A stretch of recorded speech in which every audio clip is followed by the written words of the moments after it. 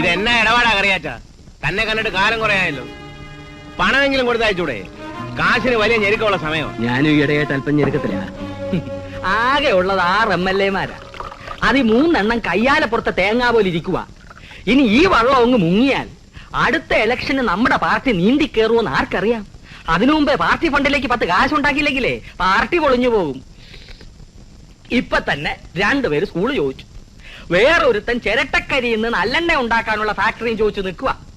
അത് രണ്ടും കൊടുക്കാൻ പറ്റുമോ? സ്വകാര്യ മേഖലയിൽ സ്കൂള് പറ്റത്തില്ല എന്നാ മുഖ്യമല്ലിപ്പം പറയുന്നത്. ചിരട്ടക്കരിന്നല്ല, കൊപ്ര ആട്ടിയാ പോലും വെളിച്ചെണ്ണ കിട്ടാത്ത കാലമായത് അറിയാവോ?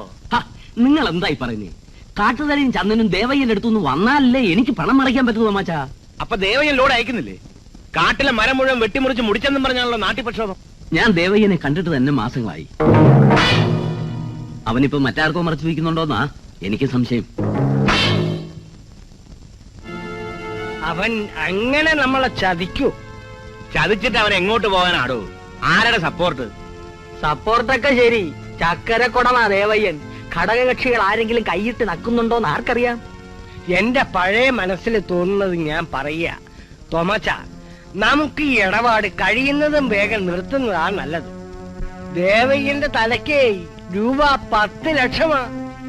തല പോയാലും തരക്കേടില്ല, 10 ലക്ഷം രൂപ കിട്ടിയാ മതി എന്ന് പറഞ്ഞു നടക്കുന്ന ചെറുപ്പക്കാരുടെ വലയിലേ അവനെങ്ങാനും പെട്ടുപോയാൽ 10 പൈസ വിലയില്ലാത്ത നമ്മുടെ തലയെല്ലാം പോയത് തന്നെ. ദേവയ്യനെ പിടിക്കാൻ പുതുതായി വന്ന ചെറുപ്പക്കാരനില്ലേ തമ്പി, അവൻ കാടളക്കി പെരപ്പറം തൂത്തോണ്ടിരിക്കുക. ഇനി പോലീസിനെ പേടിച്ച് ദേവയ്യൻ തലസ്ഥാനത്തോട്ടെങ്ങാനും പറന്നോ? ഏതായാലും ദേവയ്യനെ നമ്മുടെ കസ്റ്റഡിയിൽ എടുത്തില്ലെങ്കിലേ ആപത്താ, പറഞ്ഞില്ലെന്ന് വേണ്ട.